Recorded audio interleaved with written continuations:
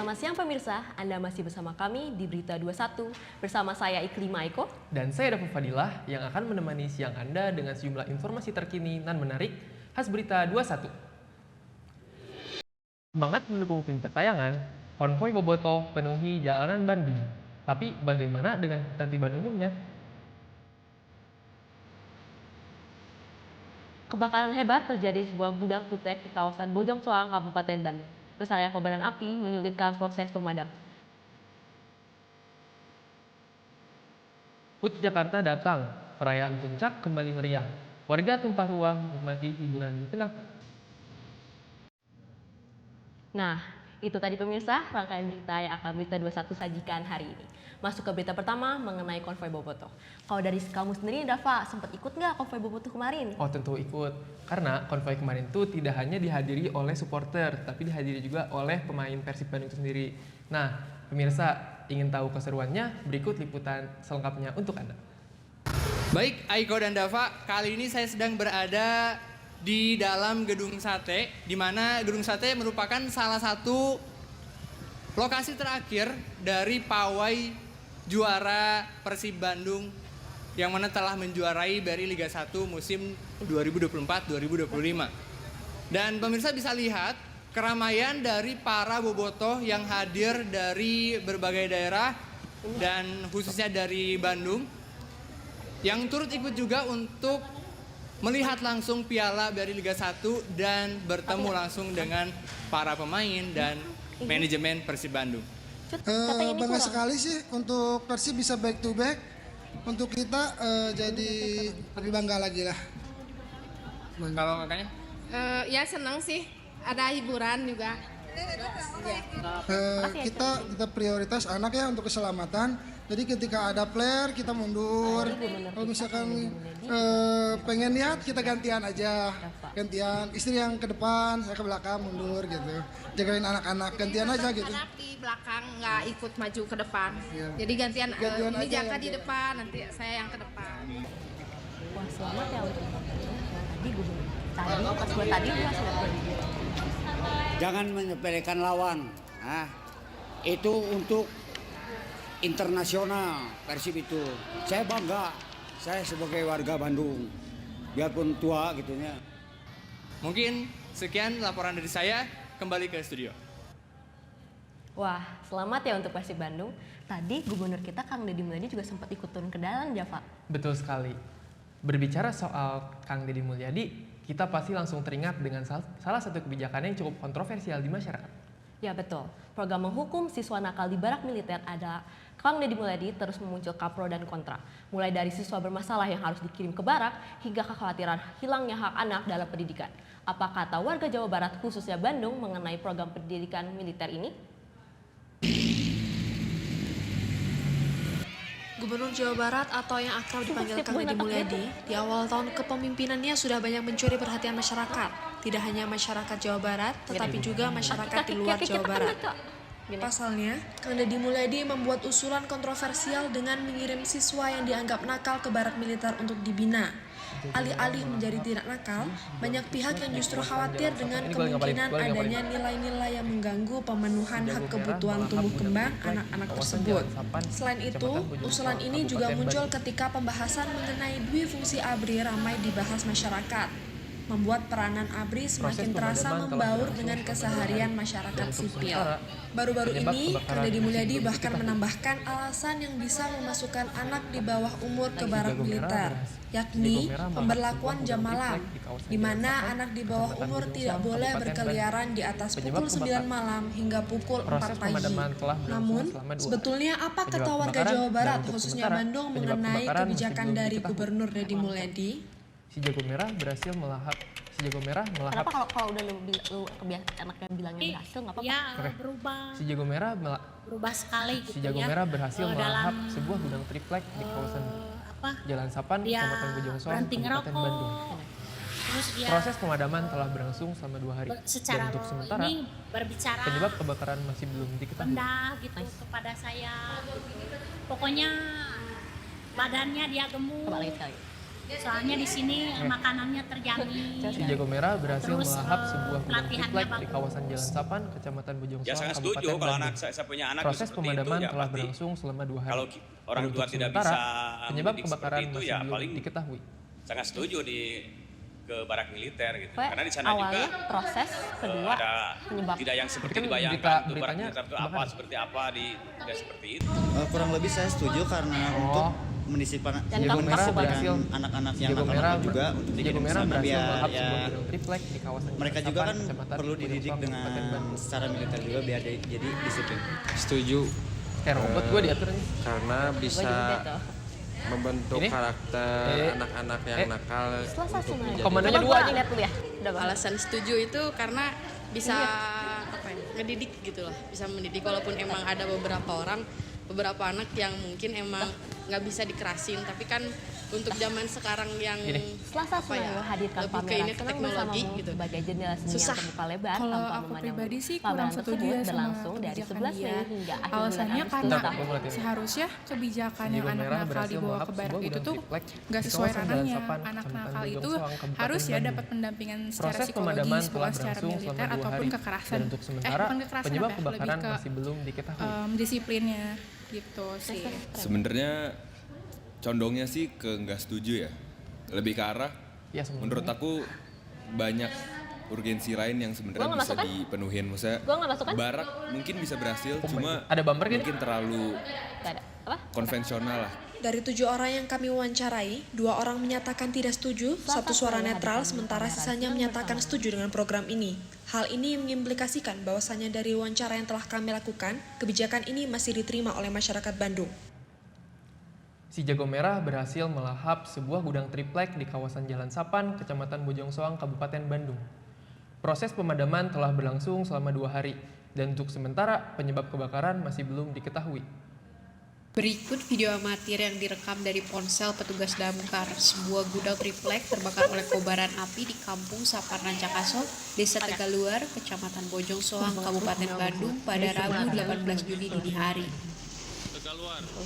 Situasi masih merah. Gue sampai di sini tahan nafas tau. Silakan merapat ke lokasi.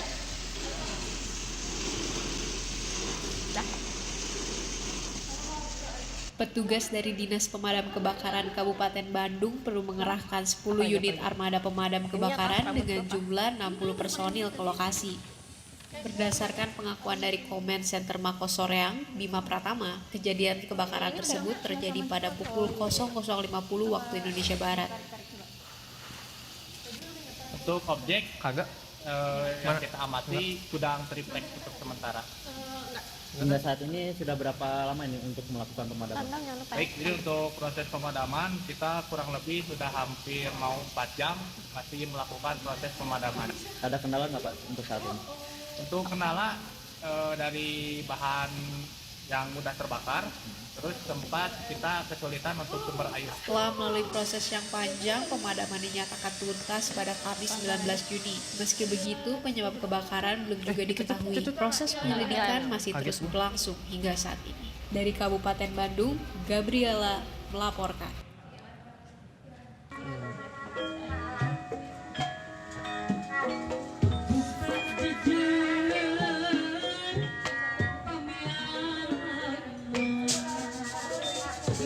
Ini ke dalam.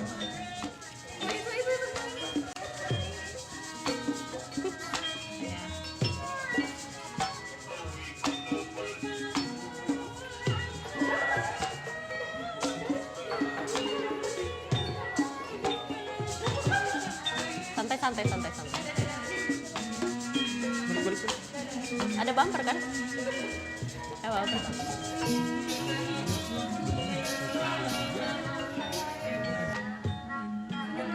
Mari lestarikan budaya Sunda.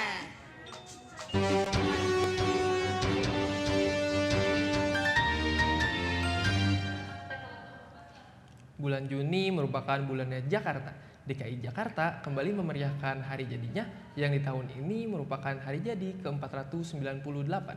Acara puncak kemudahan HUT Jakarta tahun ini diwarnai dengan bazar, festival budaya, hingga konser yang diselenggarakan oleh pemerintah setempat. Saat ini kami sudah terhubung dengan rekan kami Kaisa Anjani dan juru kamera Baika Jasmine untuk menyajikan informasi selengkapnya. Ya, baik Aiko dan Dava yang sedang berada di studio. Saat ini saya sedang berada di Taman Lapangan Banteng, Pasar Baru, Kota Jakarta Pusat. Saat ini ribuan warga dari berbagai kalangan turut untuk menghadiri puncak perayaan HUT ke-498 Kota Jakarta.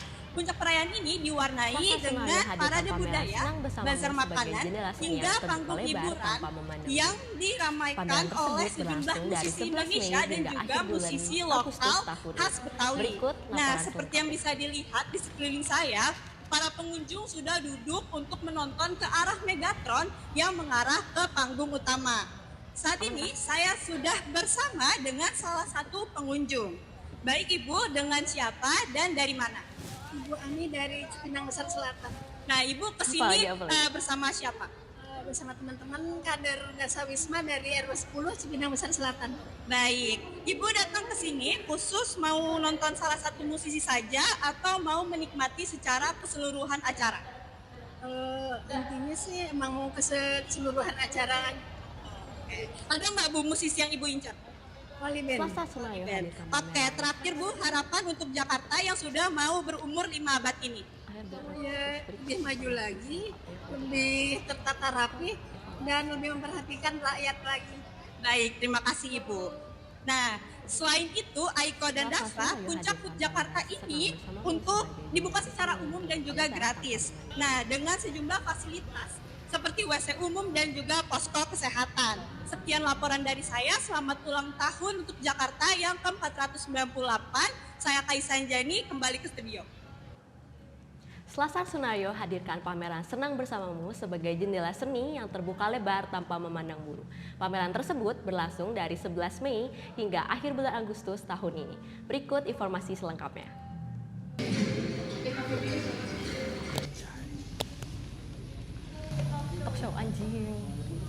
Pameran Senang Bersamamu menjadi muara bagi 241 karya partisipan pameran sejak tanggal 11 Mei lalu. Iya, nggak apa-apa, rambut gue emang susah cow, makanya gue Mulai dari lukisan, fotografi, audio, video, keramik, hingga berbagai instalasi lainnya yang lahir dari keberagaman akan memanjakan mata ketika memasuki ruangan.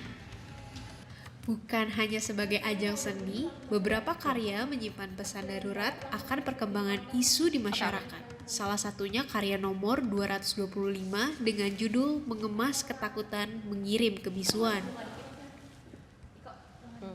Dengan pendekatan animasi 3 dimensi eksperimental, karya ini menggambarkan ancaman terhadap kebebasan dan pembungkaman pers sebagai ancaman serius bagi demokrasi. Pameran Senang Bersamamu merupakan program dari Selasar Sunario. Kebetulan pameran ini tuh diselenggarakannya by open call. Jadi dari semua lapisan masyarakat, dari umur anak kecil pun sampai dewasa itu bisa ikut, nggak harus seniman. Dari Bandung, Gabriela melaporkan. Masih membahas mengenai dunia kreatif, Depanturas band asal Bandung akan tampil di Fuji Rock Festival pada Juli 2025 mendatang. Apa saja persiapan Depanturas untuk mengharumkan nama band Indonesia di negeri Sakura, hingga rangkaian apa saja yang akan dilakukan band asal Vkom Unpad ini sebelum menuju festival di Jepang tersebut. Untuk menjawab hal tersebut, kami sudah terhubung dengan vokalis dari Depanturas, Mas Abian atau yang kerap panggil Mas Acin. Halo Mas. Ya baik, bagaimana kabar Mas Abian siang hari ini? Halo, baik. Aiko dan Dava bagaimana? Baik Mas, langsung saja nih Mas, masuk ke pertanyaan pertama. Bagaimana persiapan Depanturas dalam menyambut undangan ke Festival Musik Fuji Rock 2025?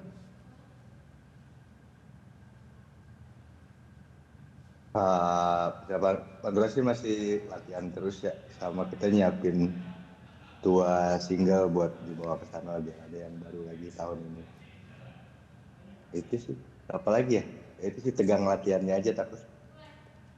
Baik Mas, apa sih sebetulnya harapan atau ekspektasi Depanturas saat menghadiri acara tersebut? Semoga bisa diterima aja sih, penontonnya rame, terus ada kesempatan untuk kesana lagi nantinya gitu, ngebuka jalur lah. Nah, kalau dari Depan Tura sendiri, apa nih Mas rencana terdekat setelah menghadiri acara tersebut? Apakah tour atau merilis lagu? Jadi sebenarnya sebelum Jirok ya, sebenarnya ada beberapa rencana kita mau rilis maxi single 2, terus kita bakal ada tour dikit lah menjelang Jirok ya. Setelah itu tapi belum ada, belum tahu mau apa. Jadi ada beberapa kota di Asia yang bakal kita kunjungi lah sebelum ke Jirok. Kalau untuk pesan-pesannya Mas, kepada penonton atau mungkin penggemar Panturas yang sedang menyaksikan kita di siang hari ini, apa nih Mas? Semoga kita masih ada yang dengar sampai puluhan tahun ke depan lah gitu aja sih sebenarnya. Masih bisa band-bandan sampai tua udah gitu. Terakhir Mas, selain fokus mempersiapkan penampilan untuk Fuji Rock Festival, apa sih kesibukan Depan Turas akhir-akhir ini? Ya ada beberapa lagu yang bakal kita rilis nanti, semoga cocok buat pendengar. Kita apa ya? Jadi sebenarnya kan tahun lalu kita rilis EP Sunda Galura Tropikalia. Karena itu juga belum beres, jadi sekalian untuk promosi album itu juga kita jadi lagi garap video live session, terus sama showcase untuk kedepannya sih untuk album itu. Habis itu baru fokus ke 2 single selanjutnya. Baik, terima kasih banyak Mas atas waktunya. Silakan kembali beraktivitas.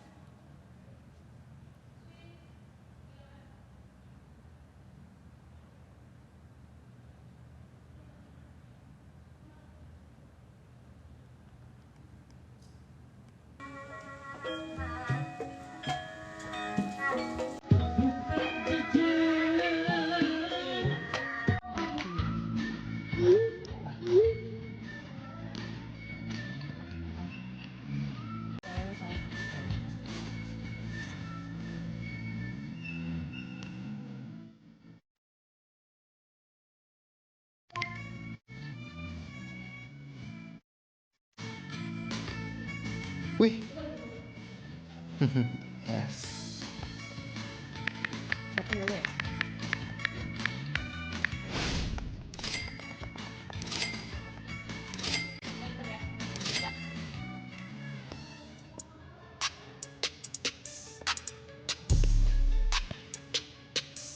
Gue yang pesan.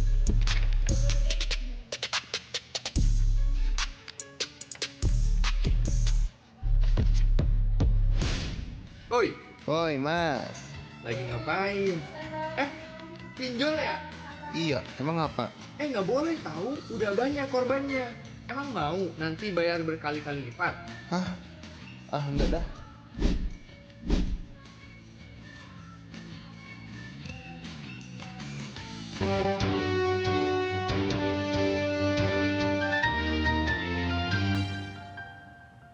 Baik pemirsa, kembali lagi bersama kami di Berita 21. Nah, pemirsa, di siang ini kami memiliki informasi mengenai penjemputan sampah organik oleh ibu-ibu KBS Dermasari, Kota Bandung, Kelurahan Maleber. Ibu-ibu ini membiasakan warga sekitar untuk memilah sampahnya di rumah. Nah, bagaimana proses penjemputan sampah organik tersebut?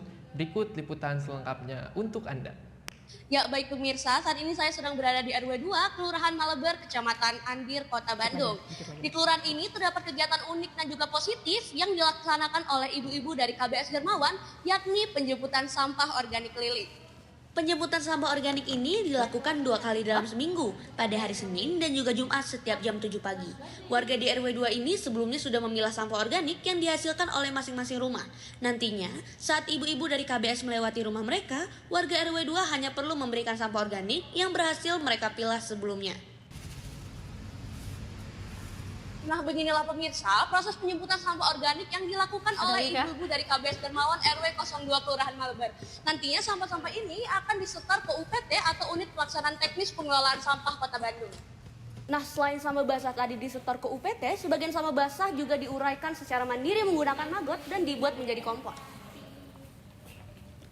Kita punya inovasi baru nih, kalau orang lain itu warganya yang menyetorkan ke titik lokasi, kita penjemputan di lapangan. Ternyata itu hasilnya lebih maksimal. Terkait dengan pemilahan sampah, ini kita sudah berjalan sekitar 2 tahun. 2 tahun, tidak mudah buat kita ya ngelakuin tentang pemilahan-pemilahan ini. Jadi awalnya kita memberikan sosialisasi, kita memberikan pemahaman, kita memberikan prakteknya juga. Kalau sampah ini dipilah hasilnya seperti apa, kalau tidak dipilah hasilnya seperti apa. Ternyata setelah mereka coba dalam beberapa hari ke depan itu hasilnya memang bagus. Jadi kalaupun sampah residu atau sampah kering yang tidak diambil berhari-hari pun itu tetap nggak akan ada bau kemana-mana. Jadi terjagalah gitu. Dari Bandung, Jawa Barat, Cut Saira melaporkan. Dari Maleber menuju Jelekong, kami memiliki liputan menarik untuk Anda mengenai Kampung Jelekong yang berada di Kecamatan Bale Endah, Kabupaten Bandung. Kampung ini merupakan pusat seni dan budaya yang terkenal dengan seni lukis dan wayang goleknya. Banyak sekali pelukis yang menempati kampung ini yang berhasil mengirim karyanya ke seluruh Indonesia. Seperti apa ceritanya? Simak liputan dari tim redaksi kami. Nah pemirsa, informasi ini sekaligus menutup perjumpaan kita di siang hari ini. Saya Dava Fadilah. Saya Iklim Eko. Kami pamit undur diri. Braga, salah satu jalan paling ikonik di kota Bandung, Jawa Barat. Deretan pertokoan bergaya arsitektur Hindia Belanda menambah pesona klasik sang kota kembang. Satu hal lagi yang kerap mencuri perhatian wisatawan adalah lukisan-lukisan yang menghiasi sepanjang jalan ini.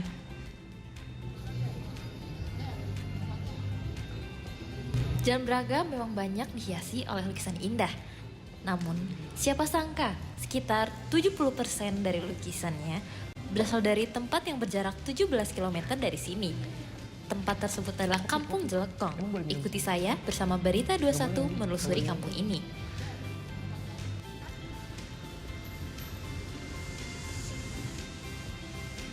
Terletak di Kecamatan Bale Endah, Kabupaten Bandung, Jelekong menjadi kampung tersembunyi yang ekonominya ditopang oleh tangan-tangan kreatif para seniman. Salah satunya adalah para pelukis. Ini dia salah satu pelukis kampung Jelekong yang akrab disapa sebagai Abah Anclong lewat sosial media TikToknya. Sebagai seorang pelukis, aktivitas Abah Anclong mewakili keseharian masyarakat kampung Jelekong yang rata-rata memiliki kesamaan profesi. Membuat karya lukis seolah menjadi kebiasaan yang tidak luput dari kehidupan mereka. Awalnya, hanya terdapat satu pelukis yang sudah melegenda di kampung Jelekong, yakni Odin Rohidin. Dari sana, kemampuan melukis legenda tersebut mulai diwariskan ke keluarga dan kerabat lainnya. Jadi awal mulanya dulu di sini ada yang namanya Bapak Odin Rohidin, itu masih kerabat Abah juga, itu kakak itu ya. Kebetulan beliau seorang pelukis yang disebut legendaris mungkin gitu kan ya. Cuman alhamdulillah semenjak beliau jadi pelukis, dia memberikan ilmunya sama saudara-saudara kita juga lah. Setelah pandemi berakhir, pelukis Jelekong mulai mencoba bangkit. Penjualan lukisan secara online menjadi salah satu alternatif yang banyak digunakan oleh para pelukis muda Jelekong untuk tetap bertahan. Tapi mensejarahkannya masih sejarah juga. Tapi alhamdulillah sekarang bisa bangkit lagi, bisa bangkit. Tapi tidak seperti dulu. Kadang-kadang dulu mah kalau ada konsumen, satu hari ada konsumen misalkan 1, 2, 3 jam masih ada lagi konsumen. Terus besoknya ada lagi, ada transaksi lagi. Kalau sekarang mah hampir ya kalau dipersentasekan malah 40-30% mungkin ya untuk ke ekonomi mungkin gitu ya.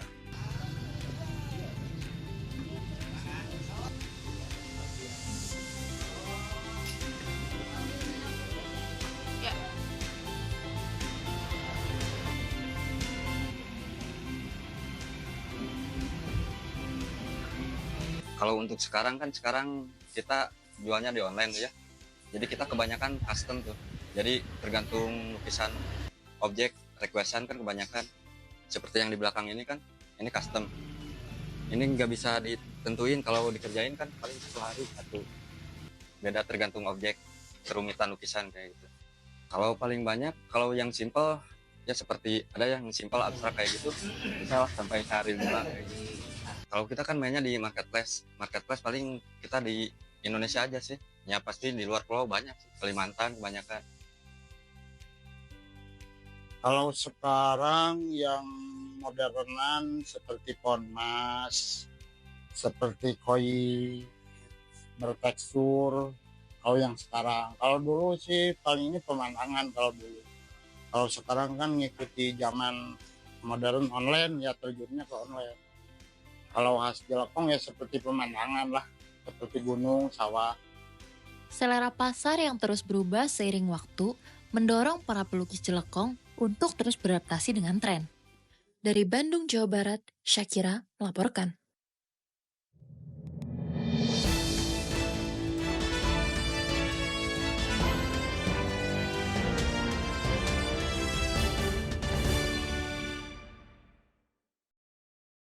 Program ini dipersembahkan oleh